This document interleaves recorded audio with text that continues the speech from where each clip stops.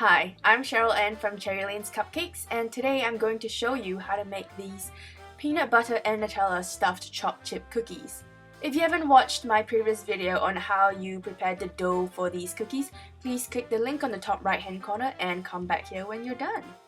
So now that your dough is slightly softened, you're able to pull apart handfuls of dough quite easily. So just squish them up into balls, make sure they are really compact and roll them smoothly.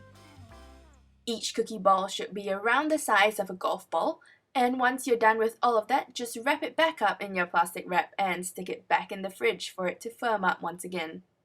Next, you will need to prepare some mini cupcake papers for you to drop in dollops of Nutella and peanut butter in them, in separate papers of course.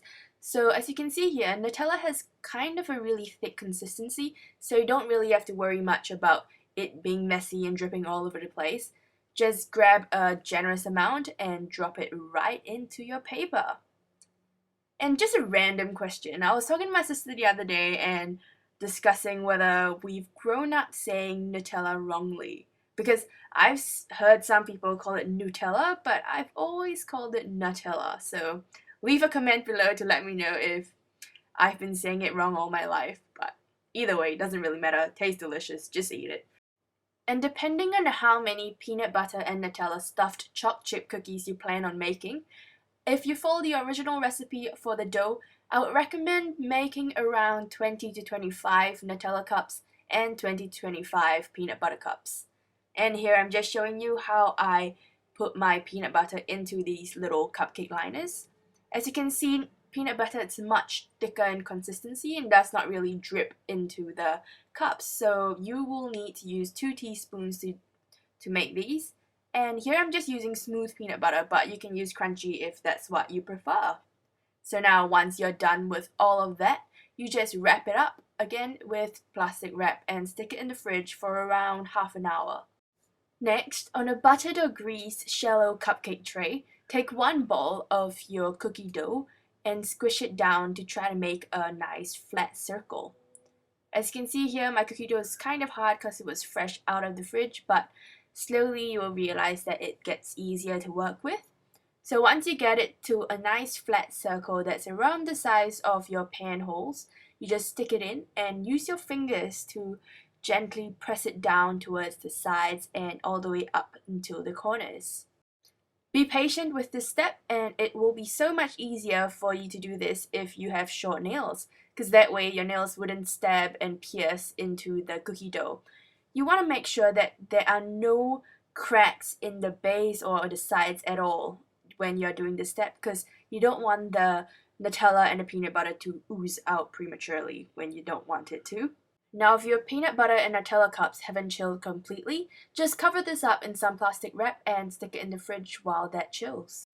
You will know when the Nutella is chilled for long enough when you're able to remove the cupcake paper and the Nutella still holds its shape.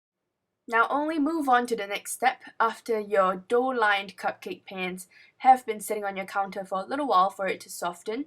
You'll understand why I say this is important later on.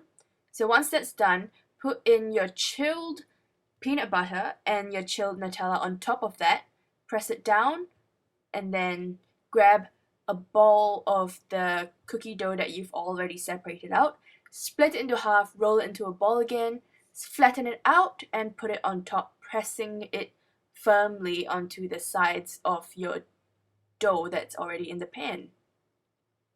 Now once that's done, you take a chopstick with a rounded tip and just gently press it down to make lines around the sides. This will help the corners of your dough to stick together to create the casing for your Nutella and peanut butter cups. And once you're done with that, just gently use your fingers to press down the sides to make it smooth and get rid of those lines that your chopstick has made. This will further help to combine the dough, the top layer of the dough, to the ones at the bottom, so that when you remove your stuffed cookie later on, it wouldn't just split and separate. So once you're done doing that for all of your cookies, just cover it with plastic wrap and stick it into the fridge for another 20 minutes. You want to make sure that your dough is completely firmed and chilled before you stick it into the oven. Here you can see that While the dough was soft, I wasn't able to really get the sides to be smooth because it can be quite hard to work with when it's still soft. So after you remove it from the fridge again, just press it firmly to get rid of all those lines, and soon as you're happy with it, just make sure your dough is still firm, which it should be because this wouldn't take too long. Just stick it into your oven that has been preheated at 175 degrees Celsius. Bring that down to 160 degrees Celsius for 10 minutes, and then move it back up to 175 degrees Celsius for 3 minutes. Once you are done with that, remove it and let it cool completely before taking your stuffed cookies out of the pan. When removing it, just try to gently twist your cookies around to make sure that it isn't stuck to your pan at all. That's why greasing it up really well is very important. So once you do that, you can remove it rather easily, and then you just place it on a flat pan and then bake it for another 2 minutes at 175 degrees Celsius. Leave this final step till when you're just about to serve them, because these taste amazing warm. The Nutella and peanut butter inside just oozes out this warm crusted, slightly chewy cookie, and oh my god, seriously guys, just try it and let me know how it goes for you. Well, till next time, I am Cheryl Ann from Cherry Lane's Cupcakes. Now here's a little tip. If you've accidentally removed your cookies a bit prematurely before they are fully cooled, chances are they're going to fall apart and look like a big hot mess like this. Not to worry, we will not waste your efforts, because here, now you can make these delicious peanut butter and Nutella cookie bars. Okay, so you just chop it all up and mix it well until it comes into this fine crummy texture.